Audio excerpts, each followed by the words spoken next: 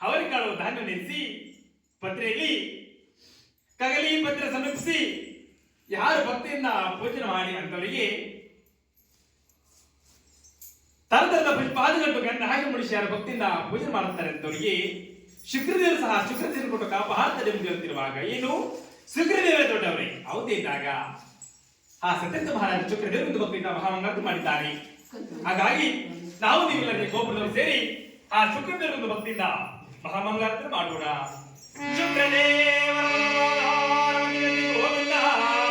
ಗೋವಿಂದ. ಏಳನೇ ಗ್ರಹ ಆ ಶನಿದೇವರ ಗ್ರಹ. ಅಪ್ಪ ಈಗ ಒಂದು ಕಾಯಿ ಕೊಡ್ತೀನಿ. ಆ ಏಳನೇ ಗ್ರಹ ಶನಿದೇವರ ಗ್ರಹ. ಪತ್ನಿ ಕಡೆ ಕಪ್ಪೆಟ್ಟು. ಆ ಏಳನೇ ಗ್ರಹ ಶನಿದೇವರ ಗ್ರಹ.